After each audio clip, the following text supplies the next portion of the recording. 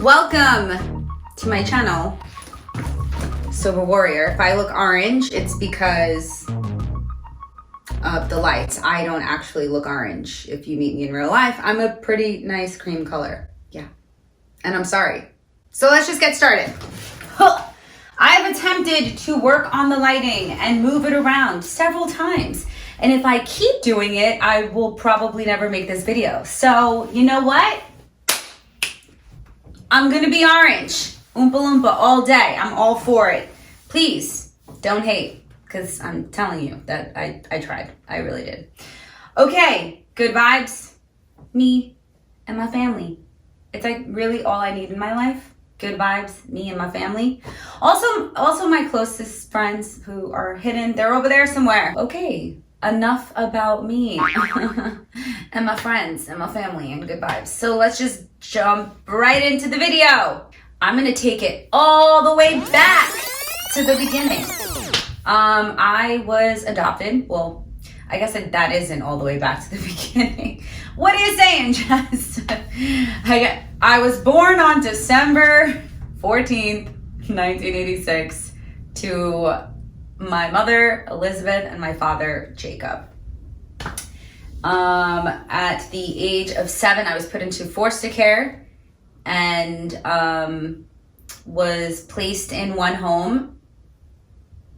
It was pretty awful. And we were taken out of that home, and the Wisemans took us in.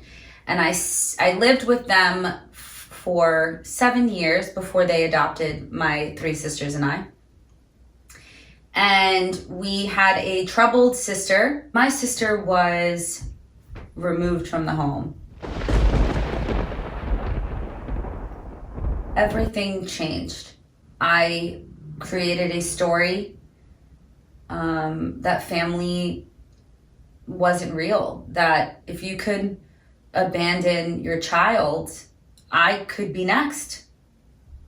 And that we were not safe in that home. He had to make a choice, and at the time I was so young and I couldn't understand it. So I created this story that he did not really love us and that we were all disposable.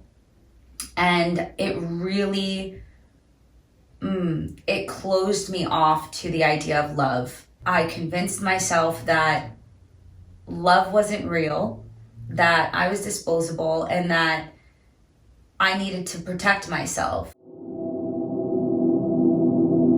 It just became easier for me to rely on drugs and alcohol to feel something, because I really didn't feel much when I was at home. I was hollow. I was confused. I felt like I didn't feel like I was a part of the family. It started with cigarettes, and I smoked my first cigarette in 8th grade and remembered thinking this is absolutely disgusting, and yet I couldn't wait to do it again. Same thing with alcohol. Absolutely hated the taste of liquor. Was sick for weeks after the first time I drank, and yet I couldn't wait to do it again. Same exact experience with weed, same exact experience with cocaine. Now, weed, I never really enjoyed the high. I just would do it because I liked being outside of whatever my reality was. I was doing really messed up things when it came to like my friends. I was sexually promiscuous. I was cheating on my partners. I was getting kicked out of clubs. I was getting into fights. I was in really like violent and abusive, toxic relationships. And I was one of the toxic partners. Like I was like just as violent and just as toxic as the people I was dating. And a lot of that had to do with the amount of drugs we were consuming together. We would do cocaine together. I would do ketamine. I would do Molly. I would do opiates. I took whatever people gave me. It didn't matter. I wanted so badly not to be the person that I was, that I hid behind drugs and alcohol. And then when I was when I was escorted off of a train by law enforcement and placed in the back of a cop car.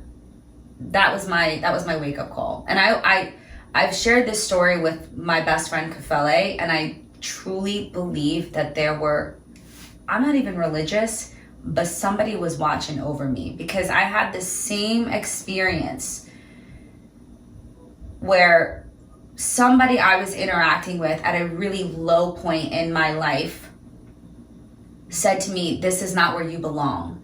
The first time was when I was working at a strip club. I remember the club owner pulling me to the side one night and saying to me, like, "You're too good for this. Like, this is not where you belong." I'm like, all of these other girls are doing it. Why are you pulling me to the side? I never saw what other people saw in me, because I was too busy drowning myself in drugs and alcohol. And that was the first experience where the person looked me in the eye and said, "This is not where you belong." The second experience is when I literally had nowhere to sleep. I didn't have a home, and I didn't for many years, but I didn't have a home is what I'm saying. I didn't have for many years, but I would always find a place to sleep. And this night, I couldn't figure it out.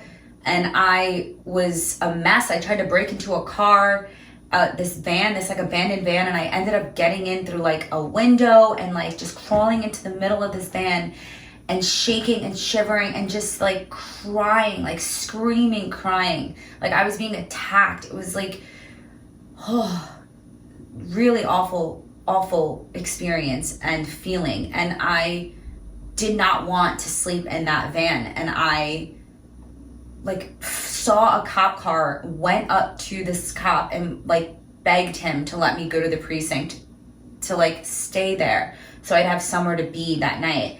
And this cop was so good to me, and he took me in, and I remember he brought me to the precinct, and I was sitting on this chair, just crawled up in a ball, just hysterically crying. Like I think I had like a backpack with me. I had nowhere to go. I was homeless, and I was just a mess. And this big Hawaiian dude, I'll never forget him. He stood over me, like tapped my shoulder or got my attention somehow. And I don't know if this is gonna sound crazy, but I'm just gonna say it. It was like when I looked up, I couldn't see him. I could only see this like white light. And he just said, "You don't belong here. This is not where you belong."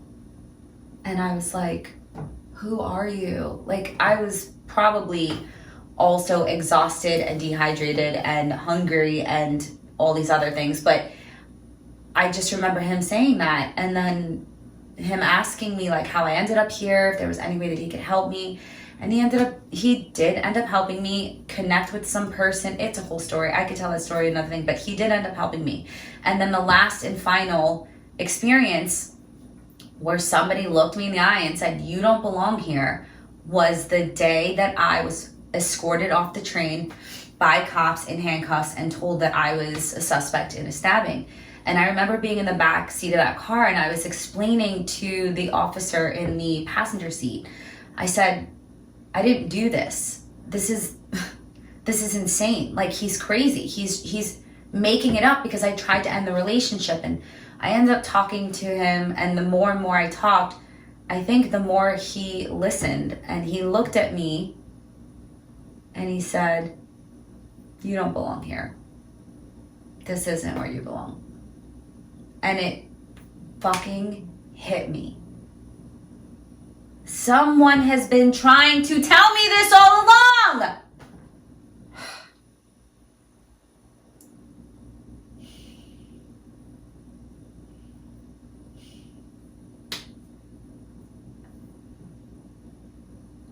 I finally got it.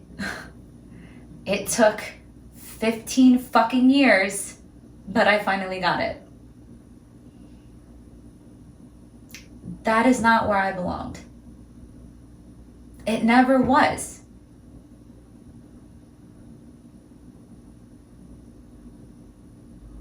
This is where I belong. If you could just have a glimpse of how incredible your life could be, if you could just feel it, for a moment, you would never pick up a drink again. You would never do another drug again. You just wouldn't use. Because the natural high I get from the success that I've experienced in my life, from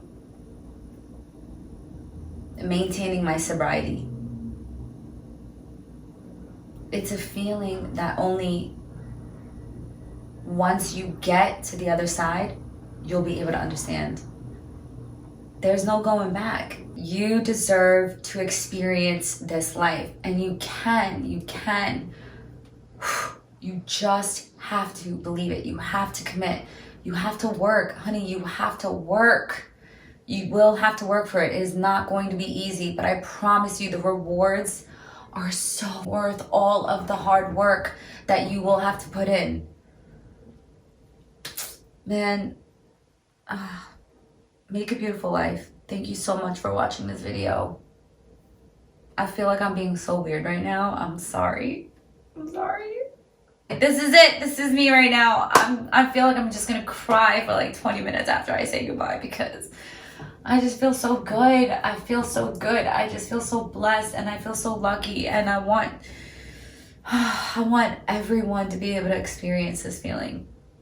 Thank you so much for watching this video.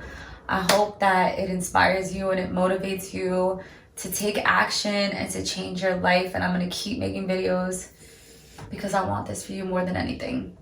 Stay beautiful always. You're a goddamn warrior. Mwah. Thank you for watching. And I'm sorry for being weird. Thank you for watching. Mwah.